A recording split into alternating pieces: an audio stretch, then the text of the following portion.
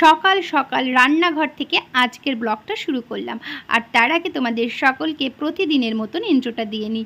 Hello everyone, কেমন আছো তোমরা সবাই? আশা করি তোমরা অনেক ভালো আছো। আমিও কিন্তু অনেক ভালো আছি। আমার মুনমুন চ্যানেলের আরও একটি ছোট্ট ব্লগে তোমাদের সকলকে জানাই স্বাগত, আর তার সঙ্গে অনেক অনেক ভালোবাসা।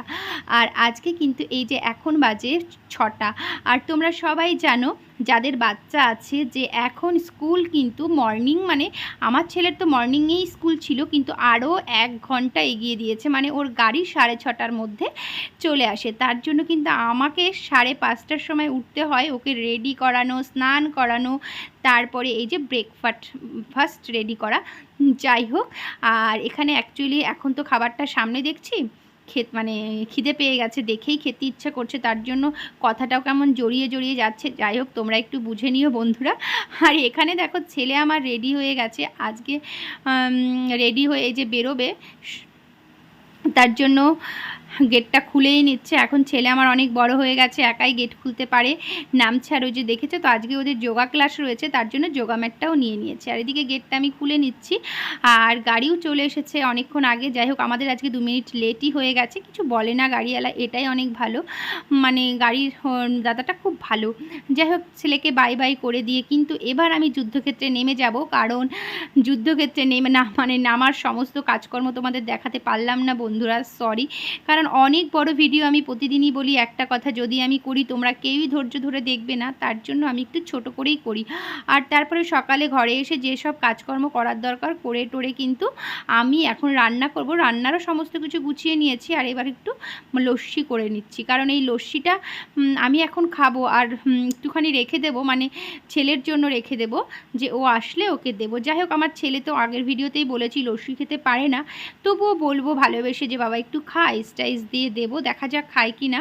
চলো এবার তোমরা কন্টিনিউ আমার ভিডিওটা দেখো প্লিজ, তোমাদের কাছে রিকোয়েস্ট, কেউ ভিডিওটি না টেনে যাবে না। আর এখানে একটু লবণও দিয়ে দিচ্ছি, বিট নুন হলে খুব ভালো হতো, কিন্তু বিট নুন না এর আগে কিনেছিলাম, কিন্তু কোথায় যে আমি জিনিস রাখি সেটা আমি মনে করতে পারি না। এই তো বাসন মাজার তেঁতুল এনেছি, এই 2 দিন হলো, কোথায় যে রেখেছি সেটাও মনে করতে পারছি না। মানে এই গরমে যেন আমার ব্রেনে কাজটা যার করছে না। তোমাদের এই গরমে আমার মতন কার কার অবস্থা কিছু মনে থাকে না?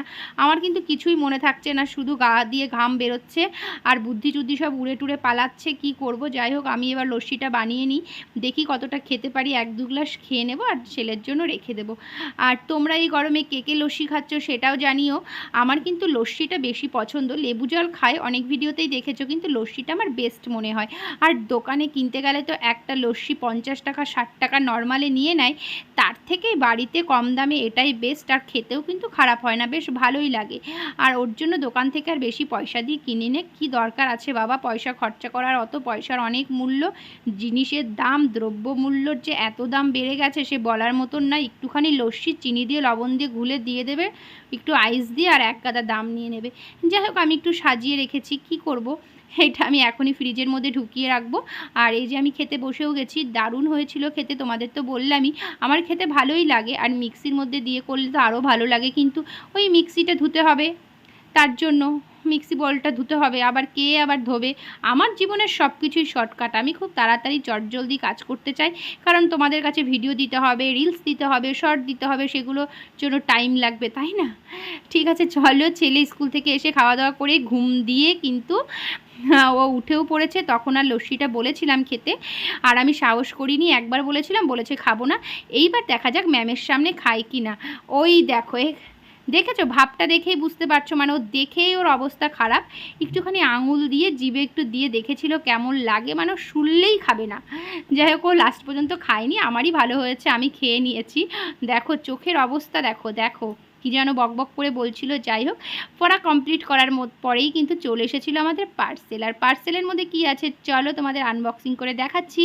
কি তোমরা কি ভাবছো আমার কিছু এসেছে? না না, আমার কিছু আসেনি, আমি অত বড় লোক কোথার থেকে হলাম যে আমার জিনিসপত্র আসবে, সেই রকম কিছুই নয়। ছেলের জন্য পেন অর্ডার করা হয়েছিল, মাথা খেয়ে ফেলছিল যে বন্ধুদের দেখেছে এরকম পেন, ওর সেই পেনই চাই। যাই হোক, এখানে অর্ডার করলাম, কোথায় যেন অর্ডার করে, ছেলেই করলো, 20 মিনিটের মধ্যে দিয়ে গেল। পেন দুটো ভালোই ছিল, যাই হোক ও তো খুশি হয়ে গেল। এবার বলো আমার এই ছোট্ট ব্লগ ভিডিওটি তোমাদের কেমন লাগলো? যদি ভালো লাগে তাহলে কিন্তু সুন্দর করে একটা গঠনমূলক কমেন্টস করে যেও, স্টিকার কেউ কমেন্টস করো না, আর আমার পাশে থেকো। যেভাবে তোমরা আমাকে ভালোবাসা দিয়ে যাচ্ছ সেইভাবেই ভালোবাসা দিয়ে যেও। আর আরও একটি ভিডিওর জন্য অপেক্ষা করো। এই গরমে সুস্থ থেকো, ভালো থেকো।